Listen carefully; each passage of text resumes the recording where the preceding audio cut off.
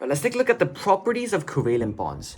Now remember, covalent bonding is the bonding between nonmetals, right? So it's the sharing of electrons between nonmetals. And when atoms bond covalently, they form simple molecular substances or giant covalent structures, depending on the atoms involved. They can also form polymers, but we'll look at that in another video.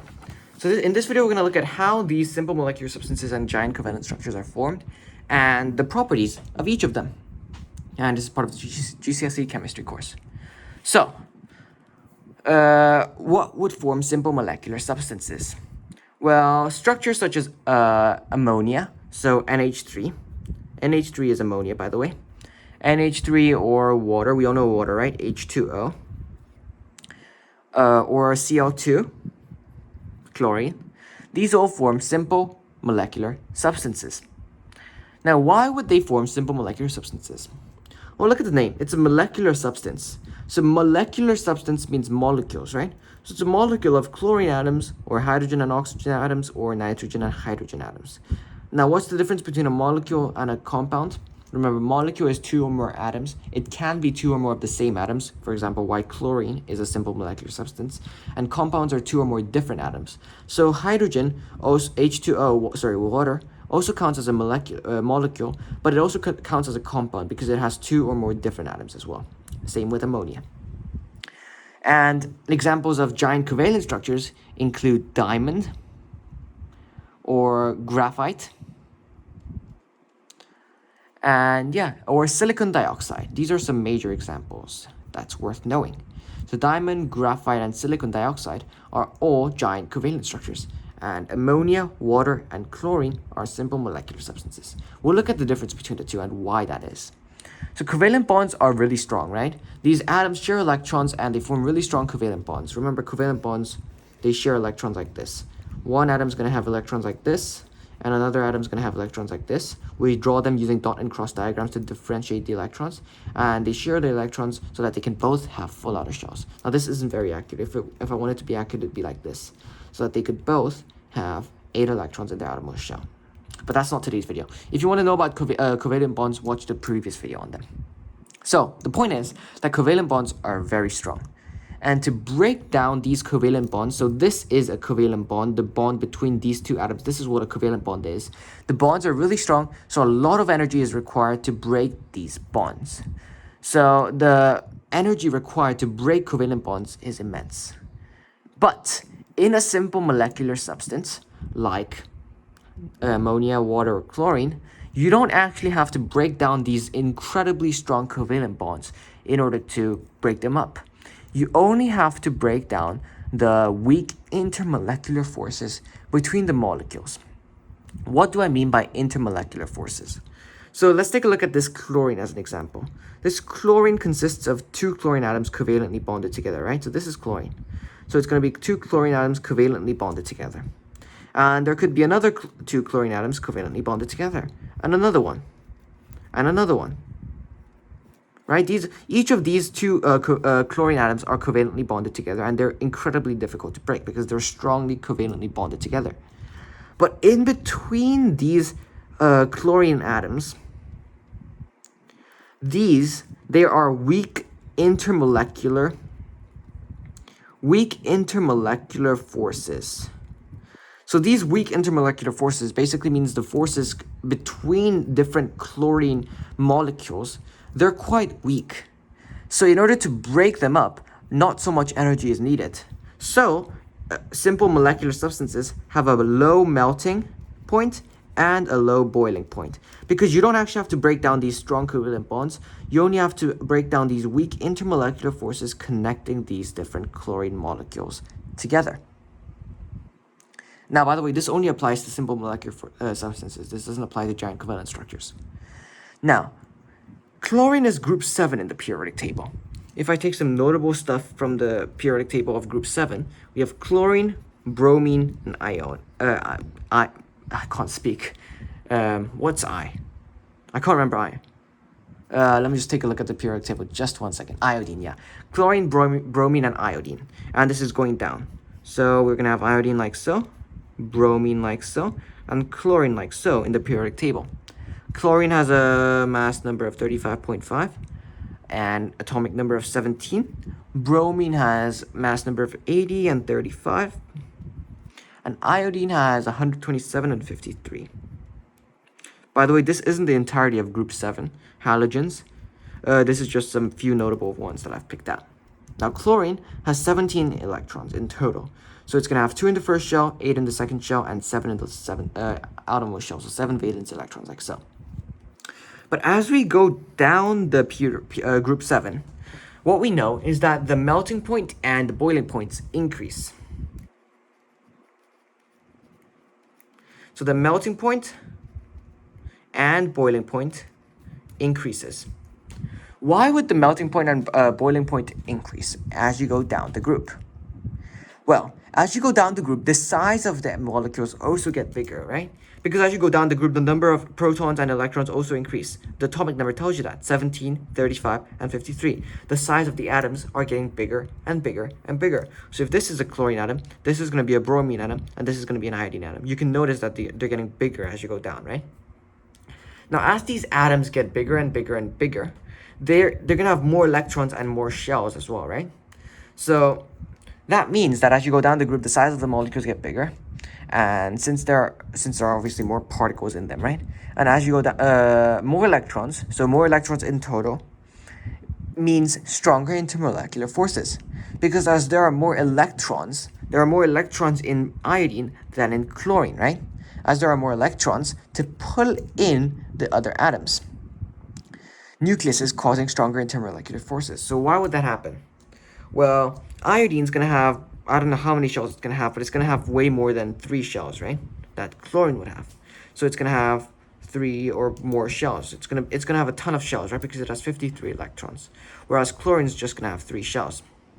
Now, this means that this iodine atom, when there's another iodine atom, they're going to have stronger forces because of these negative electrons. They're going to be pulling in these protons of these different atoms, right?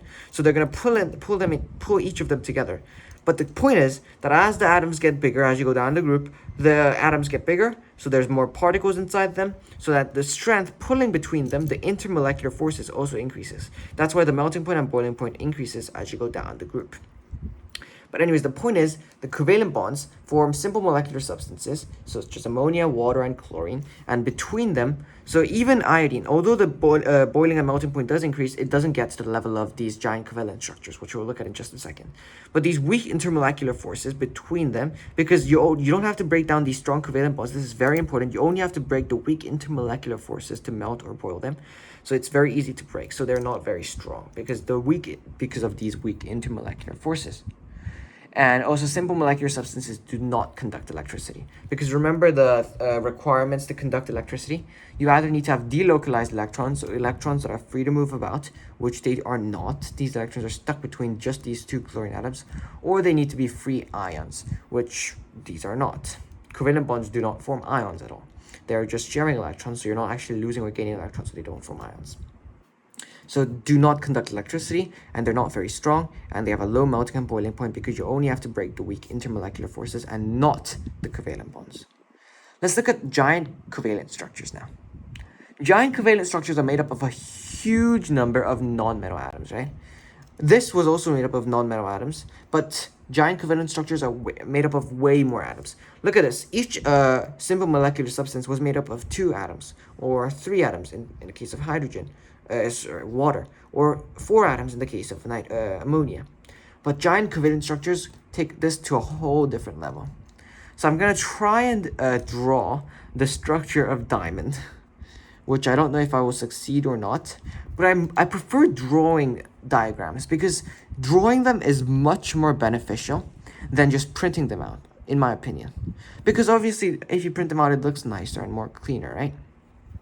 But if you actually draw them yourself, you actually learn it. As you draw it, you start to understand and learn how these different atoms are formed and how these structures make up like different stuff. So I much prefer drawing atoms when I do it. I'm failing because I suck at drawing, but we can always try. As long as you try, it's all right. chlorine, carbon, sorry. Okay, so diamond is made up of a bunch of these carbon atoms. Now, carbon. Each carbon atom here is bonded to 4 different other carbon atoms. That's actually the maximum number of atoms that carbon can bond to. Carbon can bond to a maximum of 4 different atoms. So each carbon atom is bonded to 4 different carbon atoms. Look at this one. This one is bonded to 4 different carbon atoms.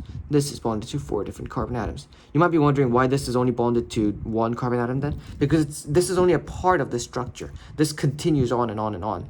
So each main section has 4 branches coming off of it. So this is going to have another one and then 4 branches coming off of it. That's basically what a diamond giant covalent structure looks like. Graphite. Graphite is similar. Graphite is organized in hexagons. So it's 6 of these, 4, 5, 1, 2, 3, 4, 5, 6 of these carbon atoms, all forming one shape. And another one, so this is going to extend out. C, C, C, C carbon atom. And another 1, 2, 3, 4, 5, 6. That's another carbon atom. And we're going to have another one and another one. But essentially, this continues for one layer. And then this carbon atom is going to go down. And another one's going to go down somewhere. And this is going to form another layer.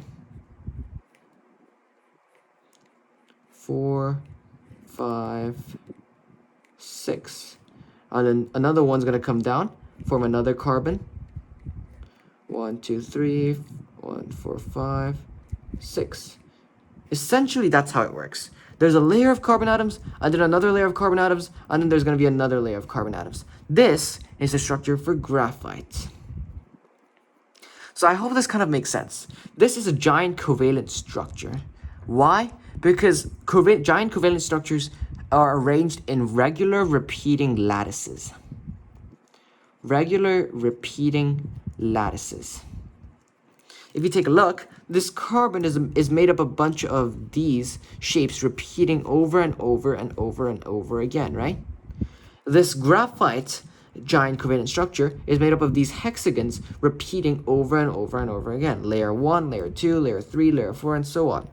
And we also have silicon dioxide, which I'll draw now.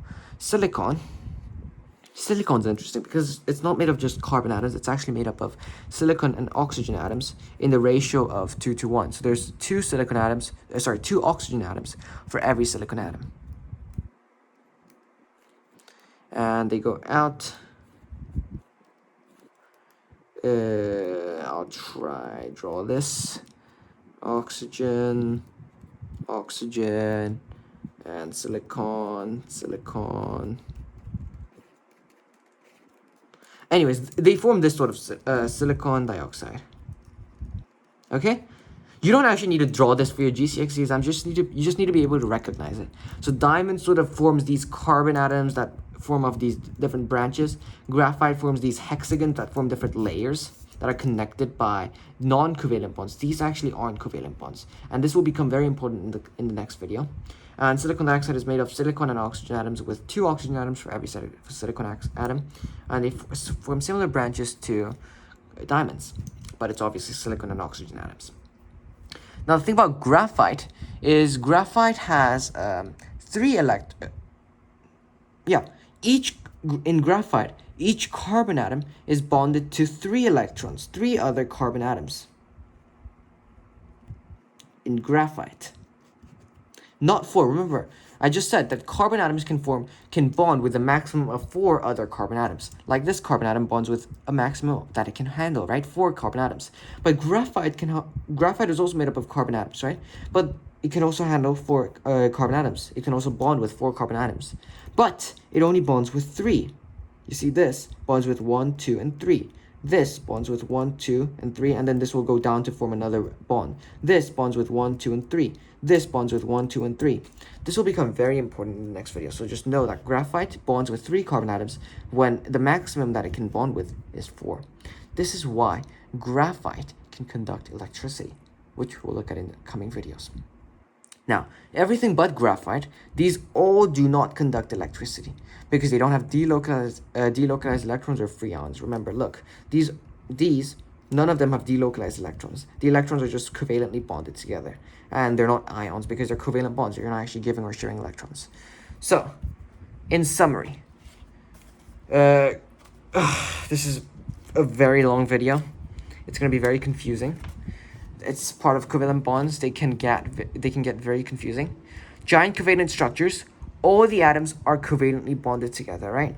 It's not like simple covalent bonds where only the simple molecular substances are bonded and then there's weak intermolecular forces between. All the atoms involved, you see, they're all covalently bonded together, forming regular lattice, repeating lattices. This allows them to be incredibly strong, much stronger than simple molecular substances because all the atoms are covalently bonded together, and remember, covalent bonds are strong. There are no weak intermolecular forces because they're all covalently bonded together.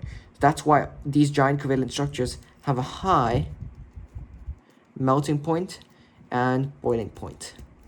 Now, I said that the melting point and boiling points of group 7 atoms increase as you go down because there's more electrons, so there's more pulling force between them, causing stronger intermolecular forces that need to be broken, right? But this is on a whole different level because even if these intermolecular forces get stronger, they're nothing compared to these covalent bonds. So these giant covalent structures have incredibly strong covalent bonds that have to be broken to melt or boil. That's why they're incredibly strong and they have a high melting and boiling point. And these covalent simple molecular substances, they have weak intermolecular forces that just have to be broken, so low melting and boiling point, and they're quite weak. And they're small molecules containing a few atoms. Remember, look at this. This diamond atom contains millions or thousands or billions of atoms. And this graphite, same, it's going to have billions of atoms. Same with silicon dioxide. But these covalent bonds just contain just a few hydrogen and oxygen atoms, a few chlorine atoms, so they're quite small. They're on a smaller scale.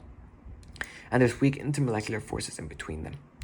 And these are much bigger, much stronger, and they're forming regular repeating lattices. Look at these hexagons that repeat, these tree-like shapes that repeat. In the next video, we'll look at the allotropes of carbon. So diamond and graphite are allotropes of carbon. And we'll look in more detail at these and why I said that these 3 carbon atoms are important in the next video.